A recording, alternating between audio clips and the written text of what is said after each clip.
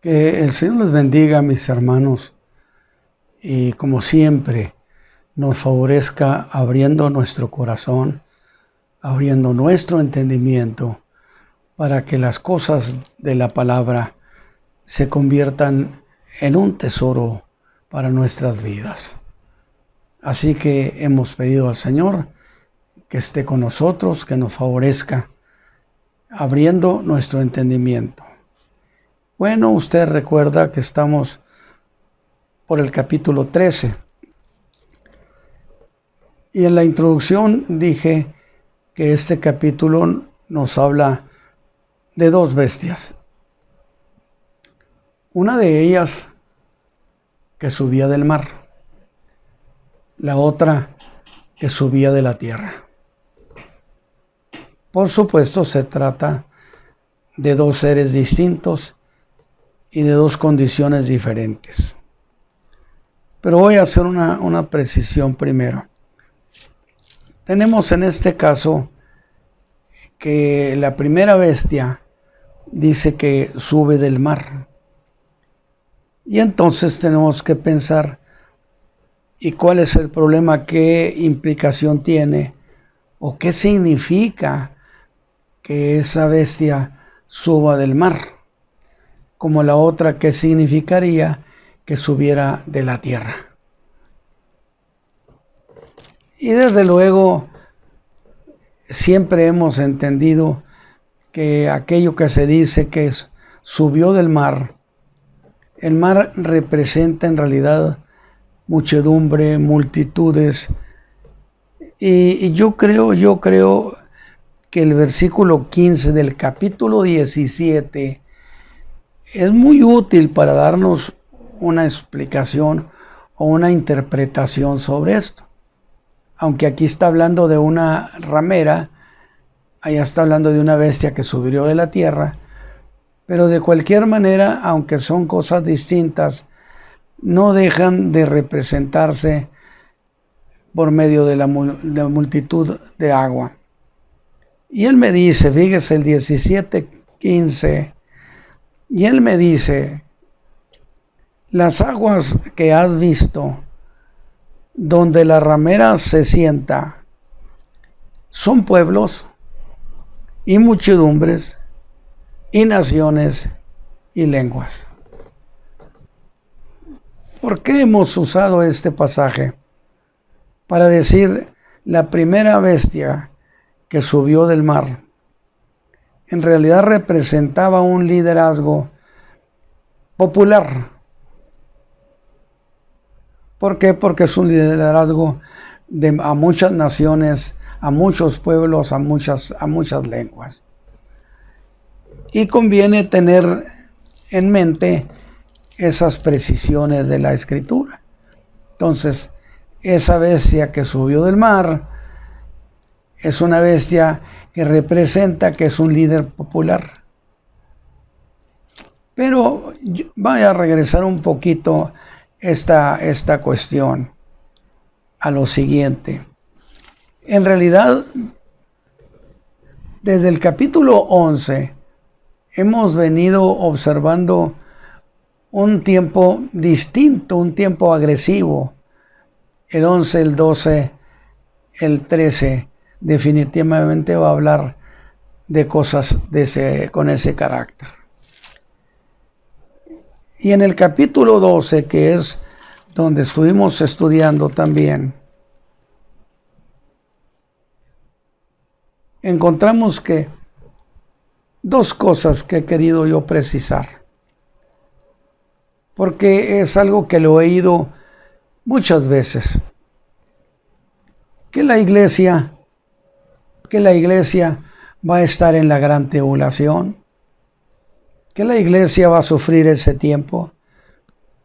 Y muchos creyentes, muchos hermanos, no dejan de tener cierta preocupación. Pero la Escritura es bastante clara, porque en el capítulo 12 encontramos a la iglesia y encontramos a Israel. Y en la iglesia no hay judío ni gentil, pero en este pasaje del capítulo 12, sí encontramos a la iglesia en el cielo y sí encontramos a Israel en la tierra.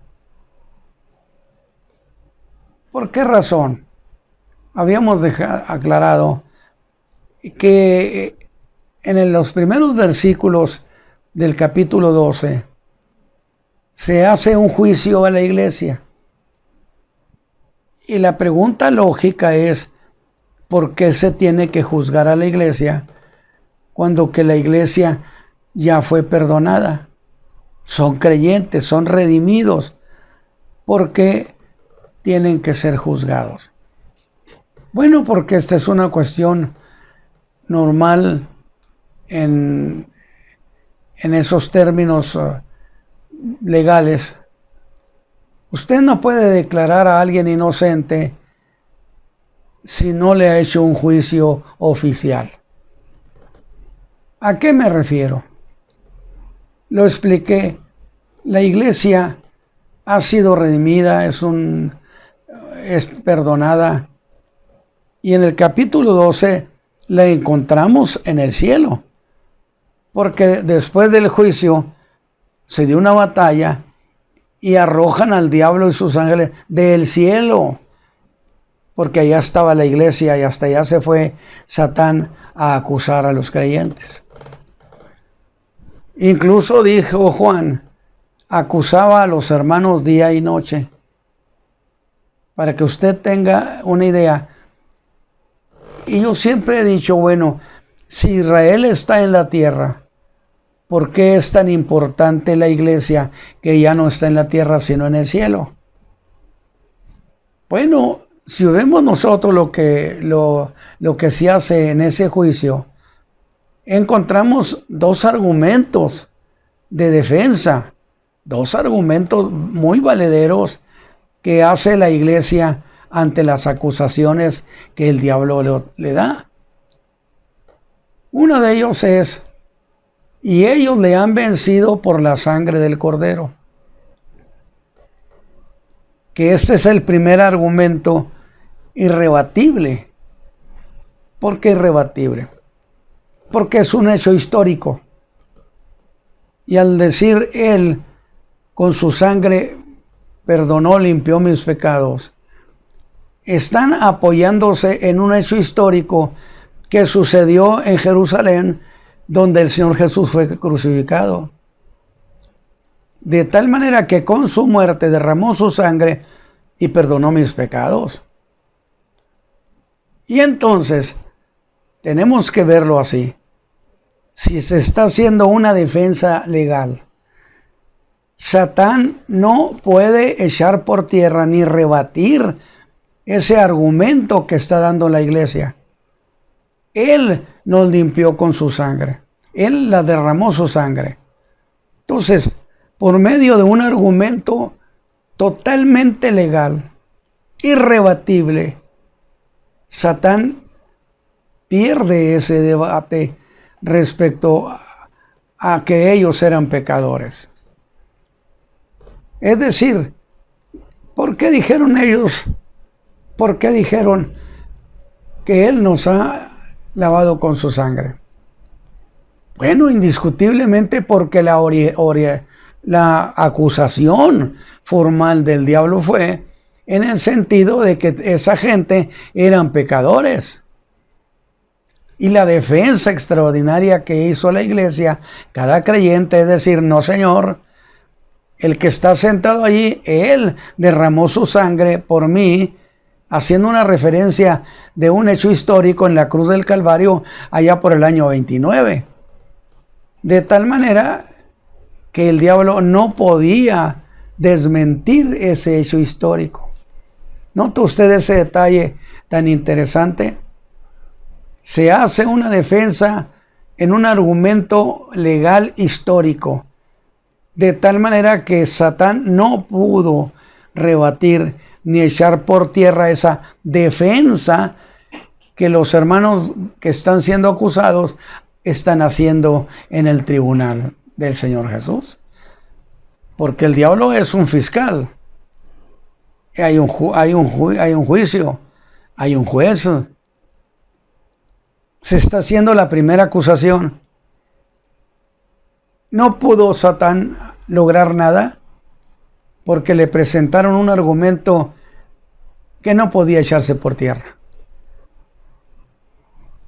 Luego dice, le han vencido por la sangre del Cordero, y 2, por la palabra de su testimonio.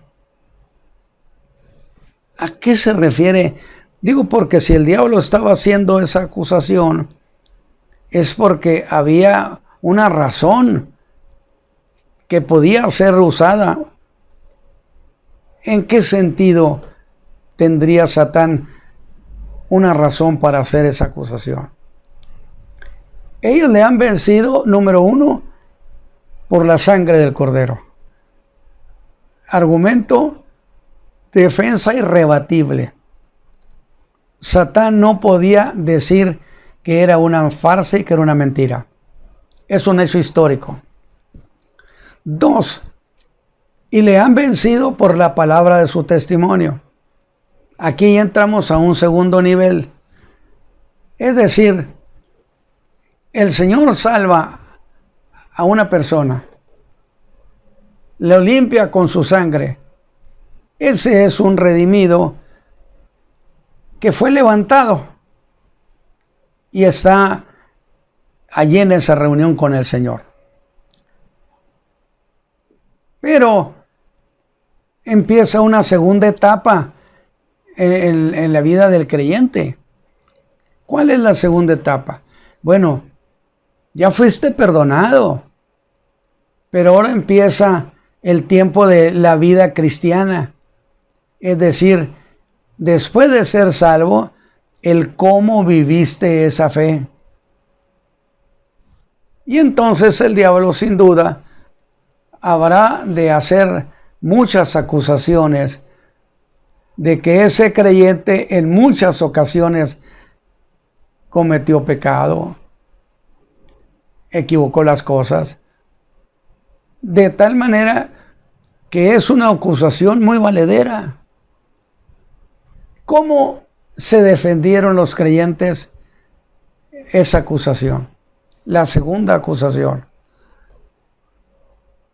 Lo que hicieron es por la palabra de su testimonio. Es decir, sí es cierto que fuimos salvos, es cierto que pecamos, es cierto que a veces no guardamos la fe. Sin embargo, Él nos perdonó y nosotros corregimos el camino. Y Él sabe, aquí doy testimonio de mi vida personal. De tal manera que está haciendo testimonio de una realidad y de una verdad que no puede ser tampoco desmentida. ¿Por qué? Porque está ahí el Señor, el que conoce las cosas como son, de tal manera que por segunda ocasión Satán es vencido ahora al vencerlo con el testimonio de cada quien, donde le demostraron que ciertamente habían guardado su vida de fe. Dos argumentos. Y yo les ruego a mis hermanos que me escuchan, incluso los predicadores, yo realmente no he oído un mensaje sobre esas dos cuestiones. Mensaje de perdón y un mensaje de permanencia en la fe. De tal manera que son dos puntos muy valiosos que un predicador puede usar o un enseñador puede usar para desglosarlo y que los hermanos tengan idea de lo que pasa con nuestra vida de fe. Es decir, nuestra vida de fe será supervisada en ese tribunal. Por eso Pablo dice, no deis lugar al diablo. Ahora, cuando ya se ha terminado todo ese juicio, el diablo ya no tiene acusación valedera Y entonces ya no tiene nada que hacer en el cielo, donde está la iglesia. La iglesia no está sufriendo la gran tribulación. La iglesia está con Cristo en el cielo. Juan dice, esto es lo que está pasando. Y yo digo, bueno, ¿qué cosas quería lograr el diablo? Indiscutiblemente desmentir la salvación y desmentir la fidelidad a Dios. Echarlo por tierra. Sin embargo, todos, dice, le han vencido por esas dos razones, apoyándose en que Cristo murió por ellos y que Él sabe, Cristo, que ellos guardaron su vida. De tal manera que ahora la iglesia no tiene nada de qué preocuparse, o mejor dicho, la iglesia no tiene nada de que se le acuse. ¿Y eso qué significaría? Estoy repasando en realidad algunas de las cosas que hemos ya visto, pero que conviene ir a un rincón, a este otro, porque se nos quedan cosas pendientes. Y entonces, Satán quiere quedarse en el cielo. Digo, si estuviera justificado que él estuviera allí y que Dios, porque necesariamente para estar allí, Dios tendría que aceptarlo, Dios tendría que aceptar que hiciera eso, ¿sí? De tal manera, entonces, que Satán quiere quedarse en el cielo. Pero ¿para qué quiere quedarse? Si ya todos los hermanos lo vencieron. Bueno, si él está peleando tanto la vida de los creyentes, pues creo que está dispuesto a pelear hasta qué premio le van a dar al creyente. Y eso lo cuenta Pablo, el apóstol, en Corintios. Es decir, ahora, después del juicio de la iglesia, salieron vencedores de la iglesia. Ya no tiene nada de qué acusarle. Entonces, el diablo no tiene por qué quedarse ahí. Es una especie de, se terminó la sesión y hágame usted el favor de retirarse. Lo que quiere decir que no quería irse y se tuvo que ejercer violencia por parte del arcángel Miguel, comandante de los ejércitos de Dios.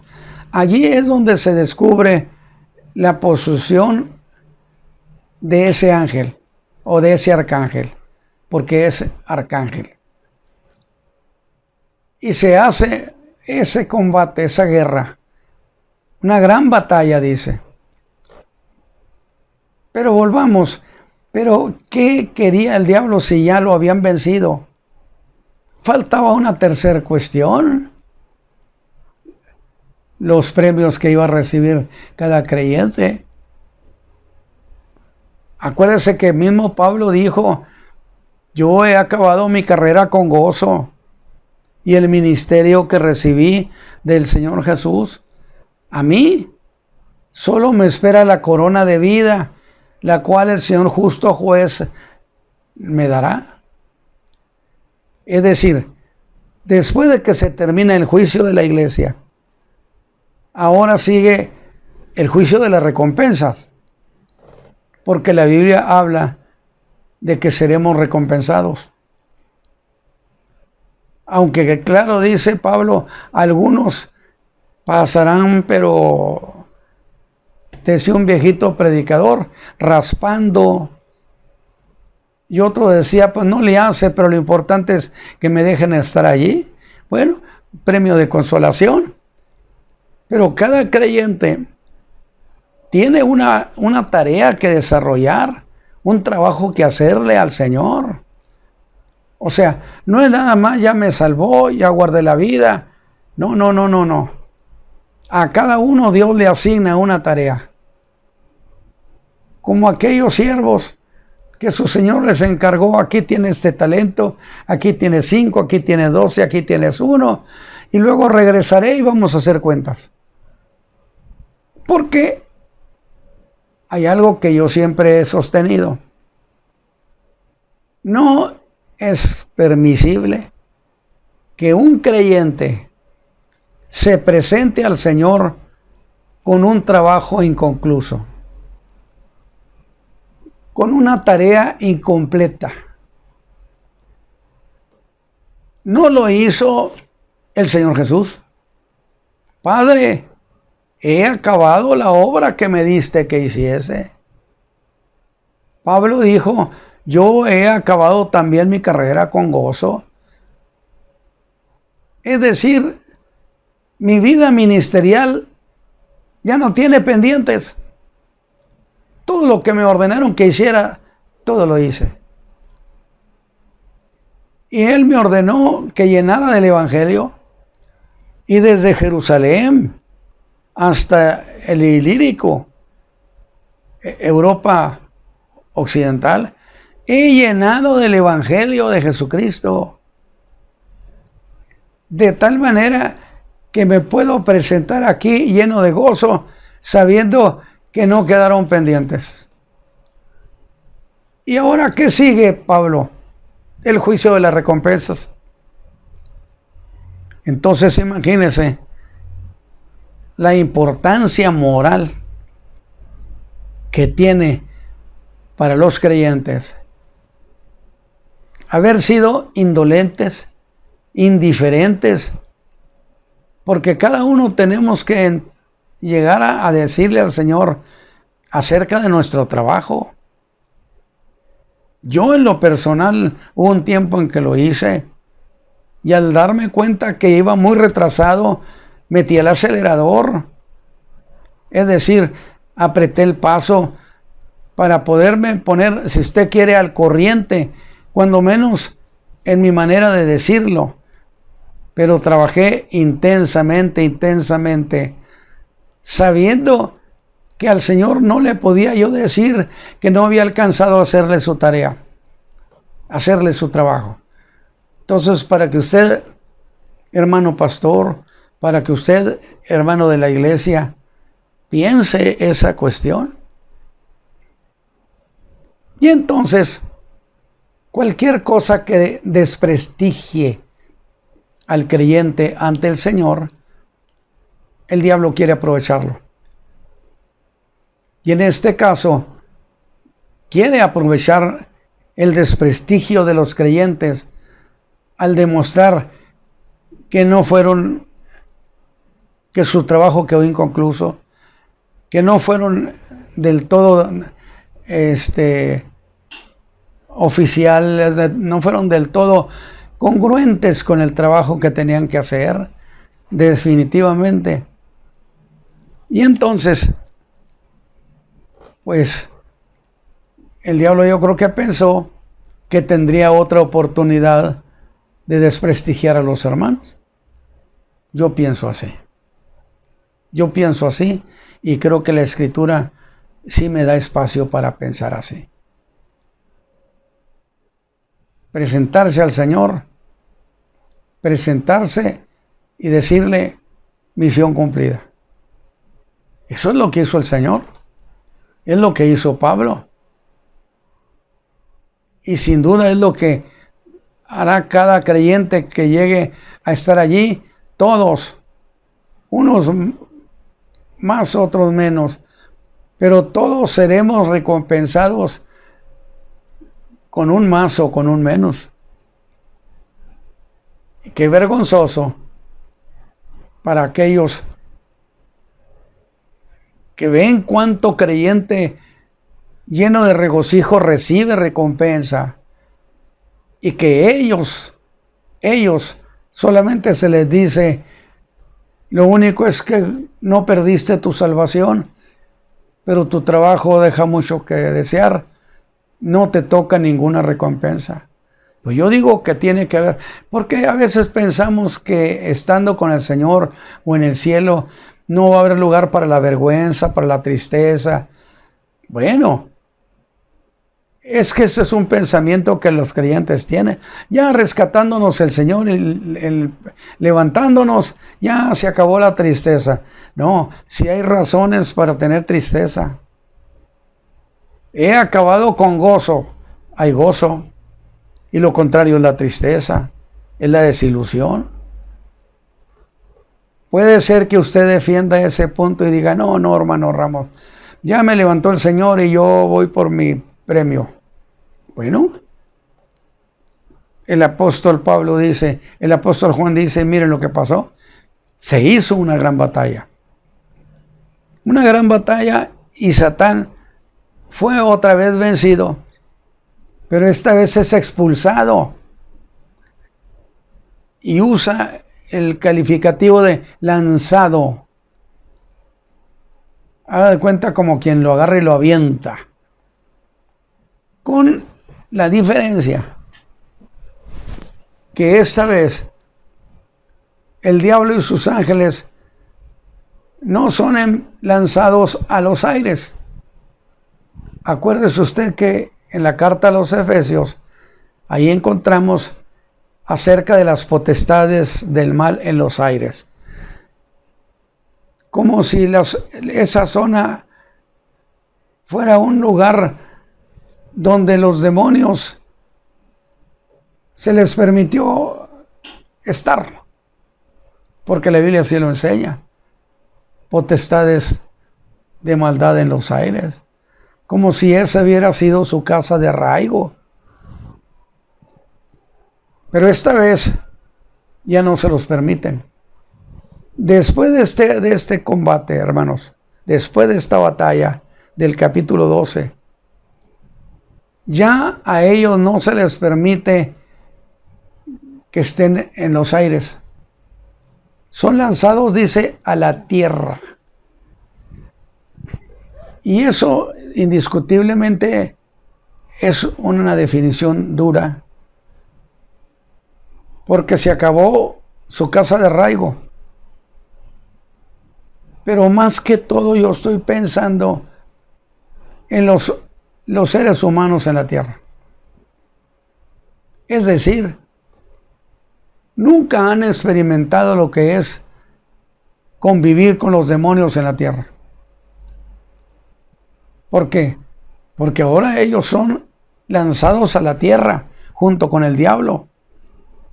Imagínese usted entonces el estado espiritual, el estado moral, anímico que va a padecer la raza humana en compañía de esa multitud de ángeles malvados y perversos, que yo digo, no piense que seres que vienen de otras galaxias vienen en un plan muy bueno, que se trata de ángeles que vienen de otra galaxia y que vienen a ayudarle. Mi Biblia no autoriza que se piense de esa manera. ¿Por qué? Porque por lo menos en ese tiempo fueron lanzados a la tierra. Y el diablo no vino de recreo. Porque dice que de inmediato, cuando él vio que había sido arrojado, de inmediato, todo cambia en la tierra. En los primeros capítulos teníamos nosotros al jinete del caballo blanco, donde hubo paz, que no es la paz de Dios, pero es la ausencia de la actividad promotora de los demonios. Porque cuando se termina el tiempo del caballo blanco, 3 años y medio, y no hay conflictos graves en la tierra, porque aunque es un tiempo de paz, no significa que sea la paz de Dios. Eso lo dejamos muy claro. Pero resulta que ahora termina el tiempo del caballo blanco y aparece el caballo bermejo. Justo en el momento en que Satán es arrojado, expulsado y lanzado. Justo en el momento en que Satán es expulsado y lanzado a la tierra,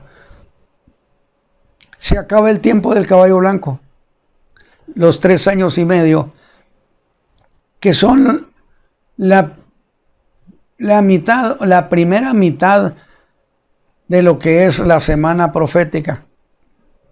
La última semana de las semanas 70 que el ángel le dijo a Daniel, 70 semanas están determinadas sobre tu pueblo y tu santa ciudad.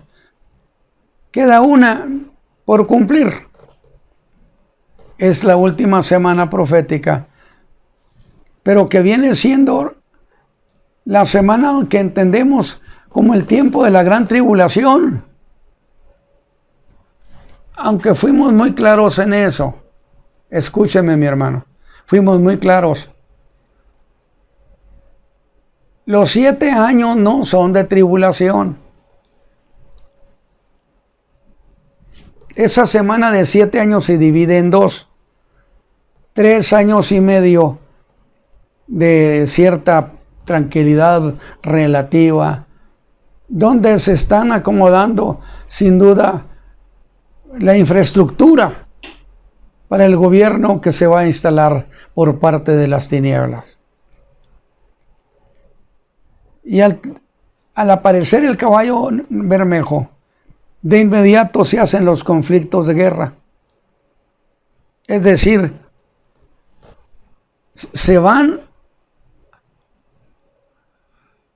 a recordar, se van sin duda a promover las diferencias que tienen naciones, unas naciones contra otras, de milenios, de cientos de años, y que causarán motivo de guerra, promovido por Satán. Es decir, en el momento que Satán, dice el capítulo 12, es lanzado a la tierra, en ese momento empieza la promoción de las guerras en el mundo. Y esas guerras son guerras entre naciones. No se trata de guerras con creyentes, guerras entre naciones. Porque hay que entender muy bien 2 cosas. Cuando Satán es lanzado a la tierra, se van a direccionar dos conflictos en la tierra. Uno de ellos, la tribulación y el mal tiempo para aquellos que no conocen al Señor, para la raza humana, sean quienes sean.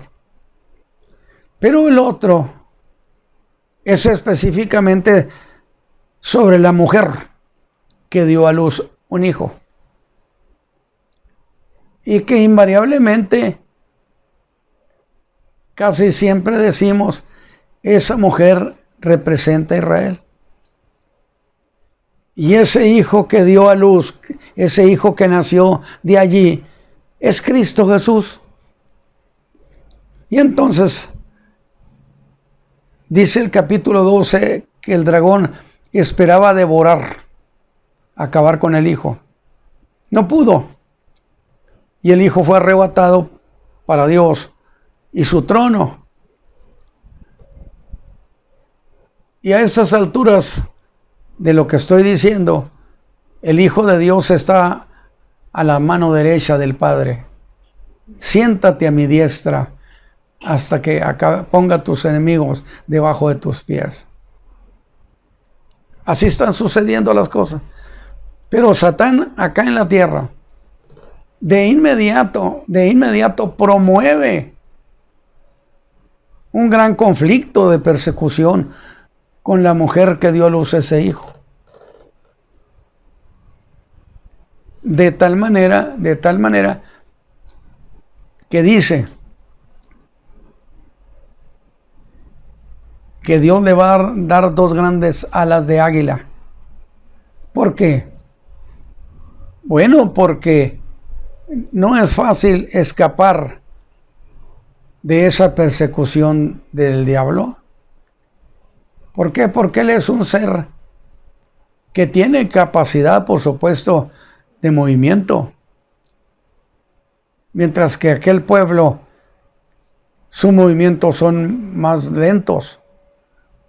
¿Cómo es posible que logre escapar? Mire, no sabemos. Hay veces que se especula mucho que puede ser esto, que puede ser esto otro invento. No es necesario especular. Sencillamente, Dios tiene recursos infinitos, sorprendentes. Lo que sí dice que Dios le dio 2 grandes alas de águila. Por supuesto que esta es una figura muy interesante que tenemos que decir que representa ese medio de transportación, que lo representan con 2 grandes alas de águila. Definitivamente. De tal manera que esta mujer, que es Israel, pero que no es todo el pueblo de Israel, es el que está precisamente allí en esa región de Jerusalén, de esa tierra, que son llevados, dice, al desierto. O sea, es muy importante descubrir eso, entender eso, donde dice que fue llevada al desierto, a un lugar que Dios le había preparado, para que allí la mantengan un año, un tiempo, 2 tiempos, la mitad de un tiempo. En el capítulo 12, versículo 14. Y fueron dadas a la mujer 2 alas de grande águila, para que de la presencia de la serpiente, o sea, el diablo llegó a tener una cercanía de agresión hacia la mujer, de la presencia de la serpiente, volase al desierto. ¿Qué es volar? Pues representar esas alas de águila. Sí, pero no estamos pensando en que necesariamente estamos hablando de 2 alas de águila. ¿Qué representa? Lo que sí es cierto es que representa vuelo, para que de serpiente volase al desierto, a su lugar, un lugar que Dios le preparó. ¿Dónde se lo preparó? Pues hay muchas, vuelvo a lo mismo, a la especulación. Y hay muchas muy buenas intenciones para decir, es que hay una zona en Arabia Pétrea donde se dice que ahí hay un lugar, una ciudad rosa, donde ellos van a estar. Mire, nadie sabe dónde está enterrado Moisés. Yo no me atrevería a decir dónde le preparó Dios a Israel. Lo importante es que no pudo tocar la serpiente, el dragón, el diablo no pudo hacer nada contra ella. Y fue a un lugar del desierto donde la llevaron el Señor, que ese lugar estaba preparado por Dios. ¿Desde cuándo? No sabría yo decirle, y yo creo que nadie puede atreverse a decir de tal a tal tiempo. Para que ella fuese mantenida, que no es sustentada, es decir, no es Dios el que le está dando alimento, manteniéndola. Aquí hay una posibilidad, porque quienes van a darle sustento a esta mujer que es Israel, pues no necesariamente son israelitas. para mí son esa clase de gentiles que en el juicio que se va a hacer en el capítulo 25 de Mateo, aquellos que el Señor les dijo, ustedes vieron por mí, me dieron hambriento y me dieron de comer, me vieron sediento. Y con esos que el Señor está tratando, es con puro gentil. Es un juicio que se hace hablando de Israel, hablando de los gentiles, de los que sí los apoyaron, de los que no los apoyaron, porque habrá quienes traten de destruirlos. Pero hubo un grupo que quiere decir que conocía el lugar, que sabía lo que había de por medio, y ellos para mí gentiles, porque no tengo la idea, no encuentro la idea de que eran judíos, gentiles, que estuvieron dando apoyo para sobrevivencia de este pueblo. Ahora, ¿por qué digo eso? Bueno, porque en Mateo 25, cuando se da esa parábola y donde se dice, me viste hambriento y no me diste de comer. Hay una manera de quererse justificar de esa gente, que quiere decir gente que sí se enteró de que ese pueblo necesitaba ayuda, porque Dios no te va a reclamar si no estabas enterado. Entonces, esos eran gente que sí sabían, pero que no quisieron. Y ellos le van a decir al Señor, pero ¿cuándo te vimos hambriento y no te dimos? El Señor va a decir, por cuanto no lo hicieron a estos mis pequeñitos. ¿Quiénes son esos pequeñitos? Hay grupo que dice, es la iglesia. La iglesia está con el Señor. La iglesia está en el cielo. Israel es un problema que tiene aquí en la tierra, en el desierto. A estos pequeñitos no ayudaste a los hijos de Israel. De tal manera que hubo algunos que no ayudaron porque no quisieron, pero que sí supieron. Mientras que otros se enteraron, se dieron cuenta, contactaron con el pueblo, porque le dieron mantenimiento, le dieron sustento. Quiere decir que trataron con ellos, hablaron con ellos, los vieron. Me viste hambriento y me diste de comer. Y ese otro dice, Señor, ¿pero cuándo te dimos de comer?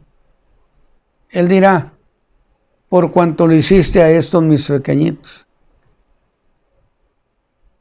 Es decir, me lo hiciste a mí.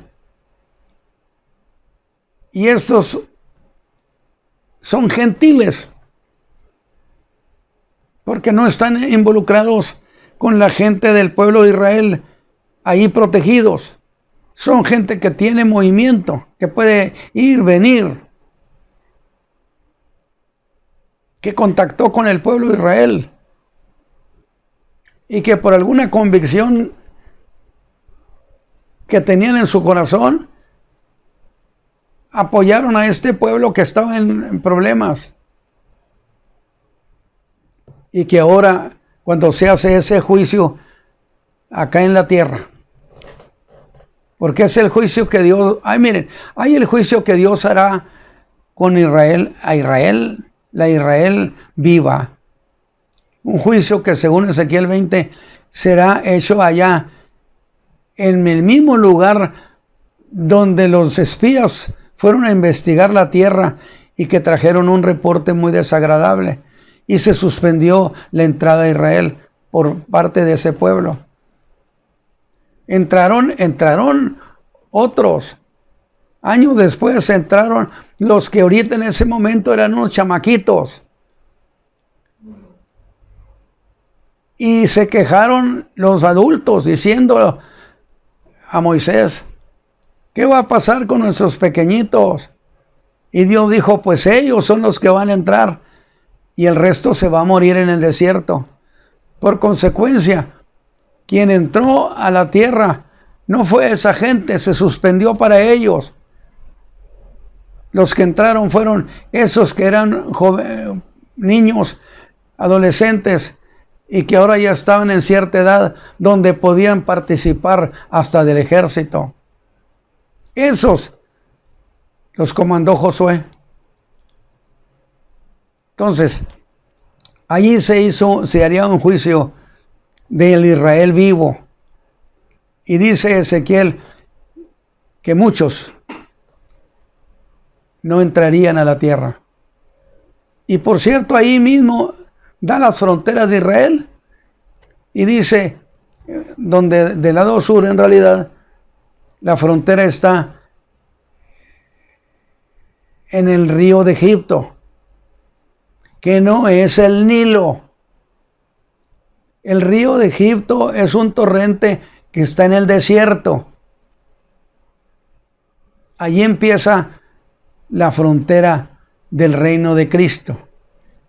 Y en el norte, la frontera termina en el río Éufrates. Y así lo dice la Escritura. Textualmente lo dice ahí en Ezequiel.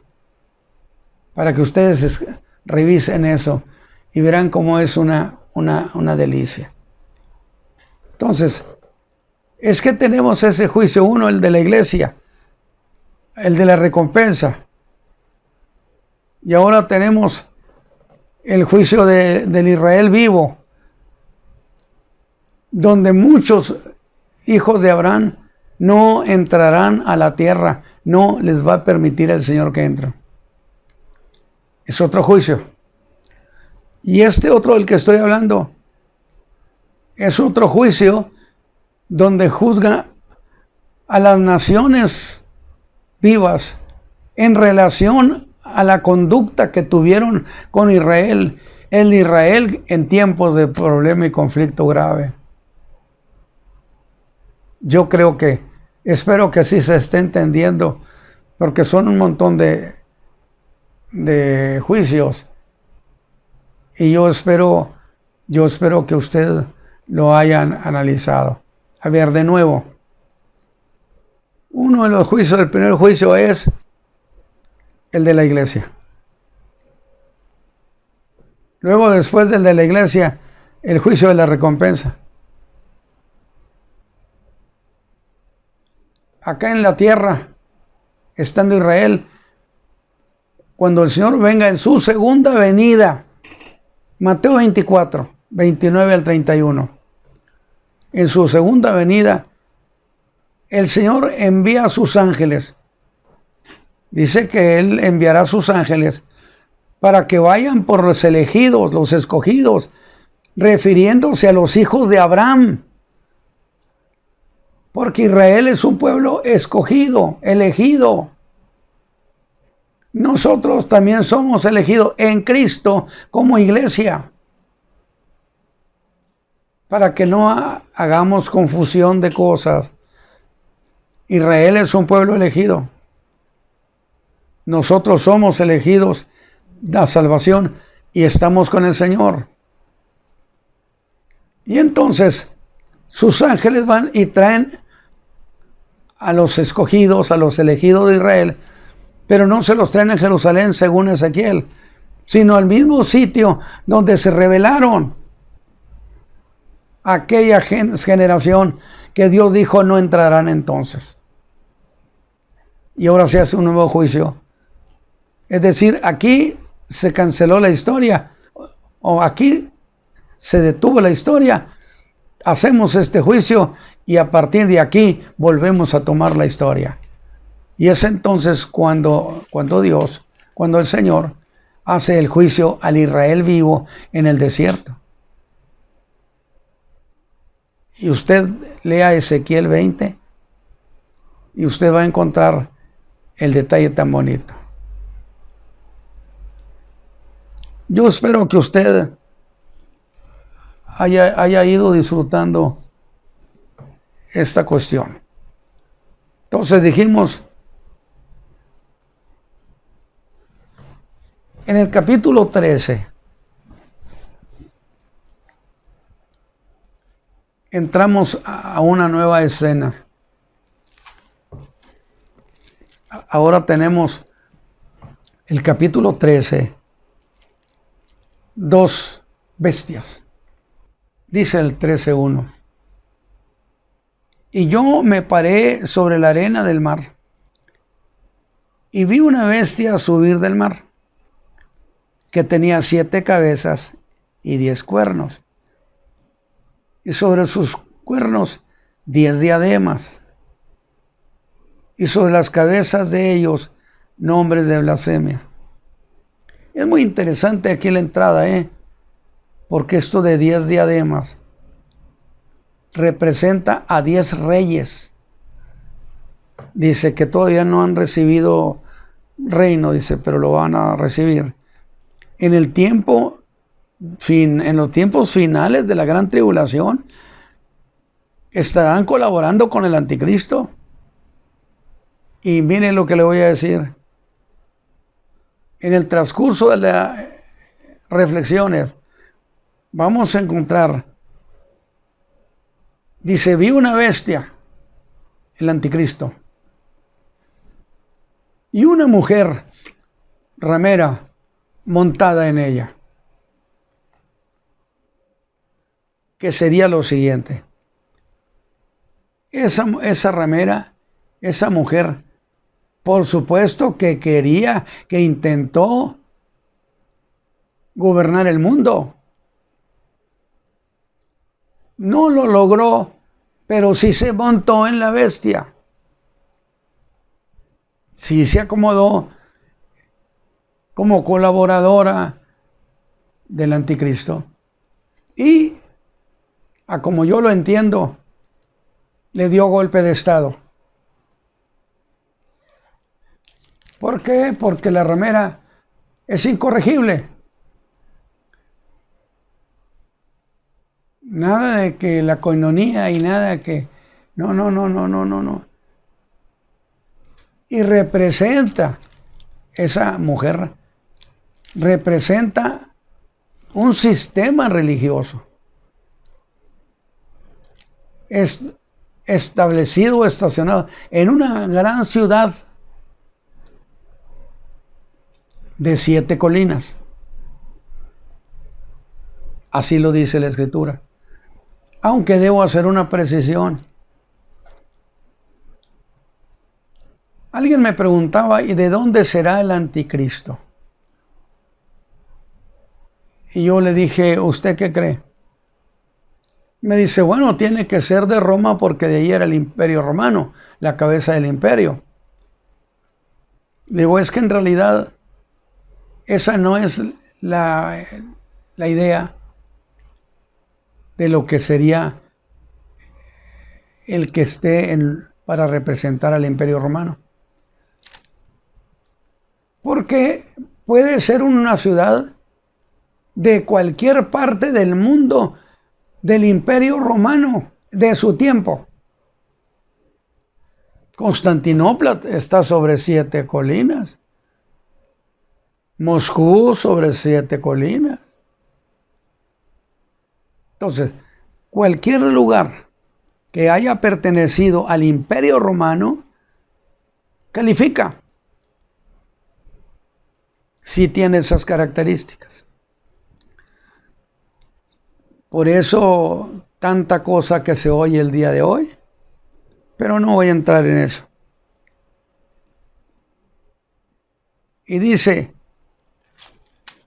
y yo me paré sobre la arena del mar y vi la bestia subir del mar, que tenía 7 cabezas y 10 cuernos, y sobre sus cuernos 10 diademas, y sobre sus cabezas de ella nombres de blasfemia. ¿Qué cosa es esto? Cuando estoy hablando acerca de esta bestia, estoy hablando de 2 cosas. Una, estoy hablando de un imperio. ¿Por qué? Porque usted no puede pensar que cuando se hablaba, por ejemplo, de Leopardo, ¿acaso no representaba al imperio griego? Cuando se habló del oso, ¿no representaba ese oso al imperio medo-persa? O bien, el león no representaba al imperio babilónico. Entonces, esta bestia que está aquí, en la misma manera, representa a un imperio que es el imperio romano. Fíjese bien, el imperio romano. Porque de esa manera se representaban los imperios, con figuras. Y esta bestia es un imperio. 2, pero al mismo tiempo es una persona que ejerce el liderazgo de ese imperio. Espero que haya podido yo aclarar ese punto. Aquí está esta bestia. Subió de la mar. Representa un imperio. Un imperio de maldad. Pero además representa a un líder de ese imperio. Y yo quiero mencionarle algunas cosas. Cuando Satán es expulsado a la tierra y de inmediato lanza su agresión contra la mujer. Contra el hijo ya no puede, contra la mujer. Por eso dije, hay dos clases de problemas en la gran tribulación. Uno va a ser el mundo en general, como esas guerras entre ellos, todo eso, el mundo en general. Pero hay una guerra específica desatada por Satán en su odio contra la mujer, porque no pudo hacer nada contra el hijo. Y entonces,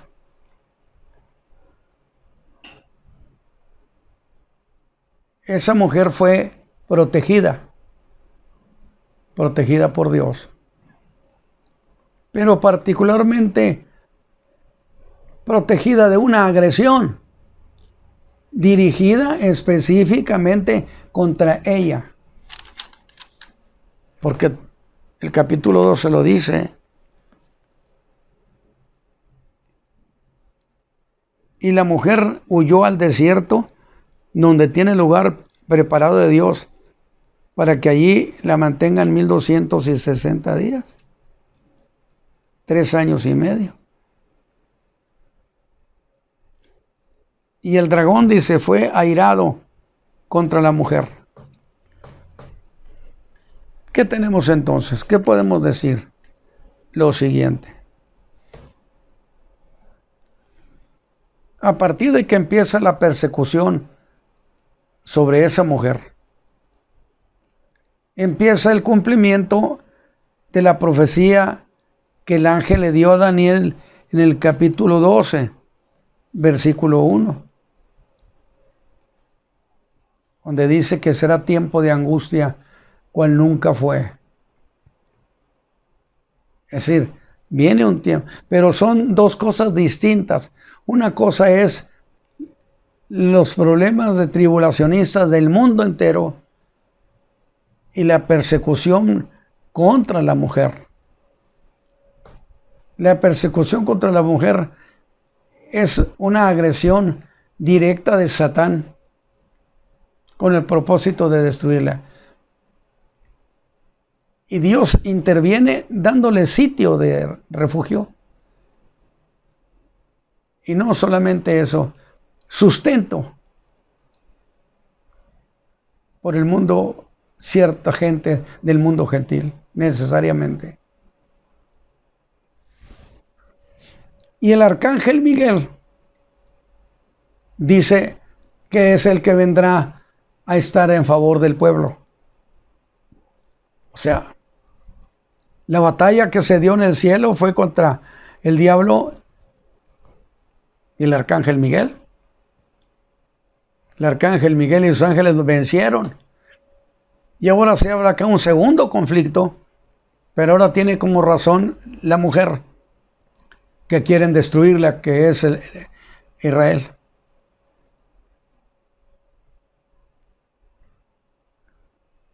De tal manera que yo le voy a recomendar que lea el capítulo 12 y el 13. Entonces el capítulo 13 habla de dos bestias, la que sube del mar y la que sube de la tierra. Y si usted va al capítulo 17, versículo 15 del capítulo 13, 17, usted encuentra la interpretación de qué significa el mar. Muchedumbre, multitud. Lo que quiere decir que no se puede descartar que sea un movimiento popular, que no populista, un movimiento popular, porque en el final de los tiempos muchos pueblos, las naciones estarán pidiendo ayuda. Tienen hambre, no tienen trabajo, no se les paga sus salarios. O sea, sí va a haber una conmoción social que va a ser aprovechada, por supuesto, por este líder.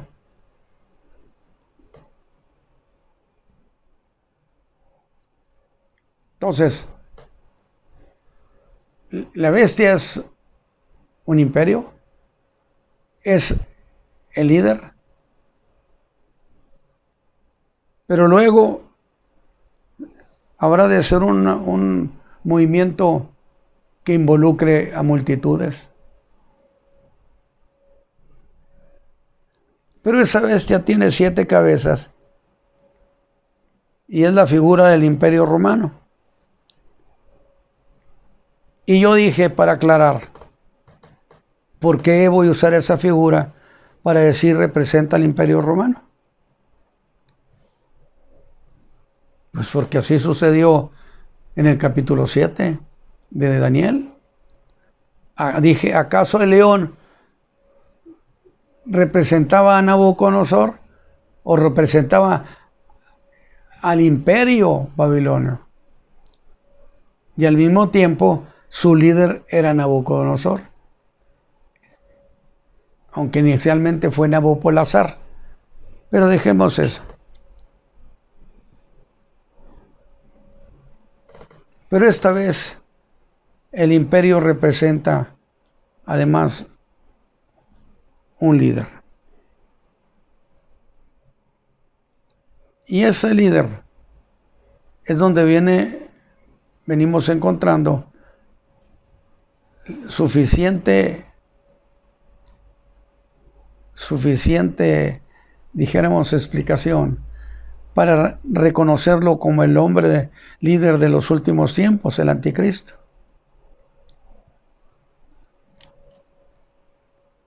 Y es muy interesante porque dice el capítulo 13, del versículo 1 al 3, que el dragón le dio su poder. Y entonces la pregunta es, entonces el anticristo no es un plenipotenciario. El anticristo ejercerá un poder que no es de él, sino que el diablo se lo otorgó. ¿Acaso el diablo es plenipotenciario? Si usted va a Isaías 14, del 13 en adelante, Léalo. Hablando acerca de Satán, aunque está hablando acerca de Babilonia, sin embargo, es una referencia a Satán. Como caíste del cielo, lucero, hijo de la mañana, pues está refiriéndose no a Nabucodonosor, ni al de Tiro y Sidón, está refiriéndose propiamente a un ser el que decía, subiré y más arriba pondré mi solio, mi trono, arriba de las nubes. Y yo creo que debo leerlo.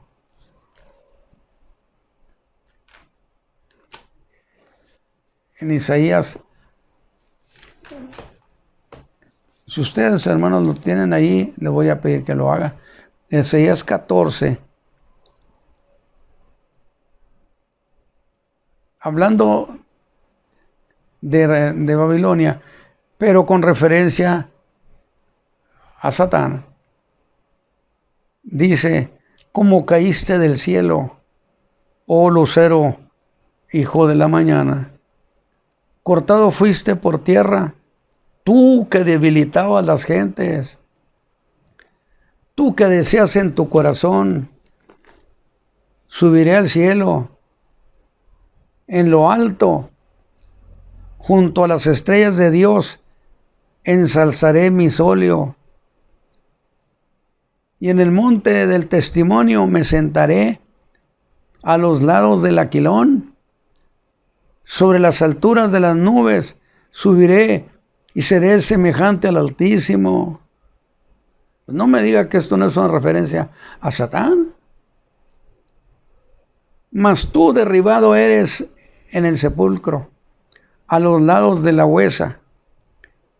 Y luego miren lo que sucede. Inclinarse a ti los que te vieron, te considerarán diciendo, ¿es este aquel varón que hacía temblar la tierra, esta cosa, que trastornaba los reinos, que puso el mundo como un desierto, que asoló sus ciudades, que a sus presos nunca les abrió la cárcel?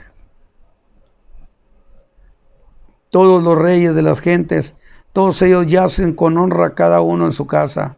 Mas tú, echado eres de tu sepulcro como tronco abominable, como vestido de muerto, pasado cuchillo, que descendieron al fondo de la sepultura como cuerpo muerto hallado.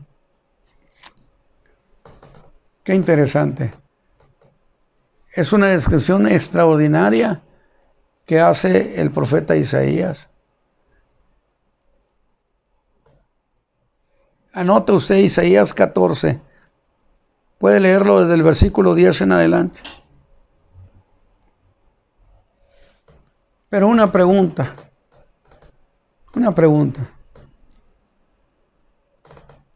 ¿Por qué Satán está poniendo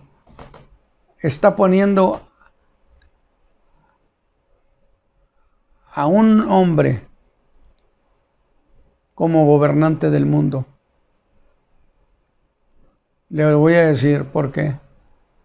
Porque él no puede. ¿Por qué no puede? Porque es un principio de creación. Para ser un rey en la tierra entre los hombres, tiene que ser hombre. Y el Verbo se hizo carne. Y Cristo vendrá en su segunda venida con todo el derecho a instalarse en su reino, porque Él es hijo del hombre también. Mientras que el caso del diablo, él no puede encarnarse. Él no puede llegar a ser hombre. No hay manera. Consecuentemente, el diablo no tiene la más mínima oportunidad de reinar en la tierra. Porque el que va a reinar es un hombre, el anticristo. Pero y eso por un poquito más de un sexenio. Son 7 años. Porque él sabe, dice el capítulo 12, que tiene poco tiempo, que es poco tiempo el que le queda. Ahí vamos a dejar esta reflexión este día. Y yo espero que ya entremos fuerte y que lo que hayamos planteado podamos consolidarlo. Padre eterno, te damos muchas gracias. Gracias, Señor, porque nos has hecho bien. Siempre nos has ayudado. Gracias porque tu Hijo amado, el Verbo, se hizo uno de nosotros. Y por lo tanto, Él puede reinar entre los hombres, porque es el Hijo del hombre. Y además es el Hijo de Dios. Qué grande victoria espera al mundo, espera al universo. Bendice a tus hijos y que nuestro corazón esté lleno de gozo. Amén.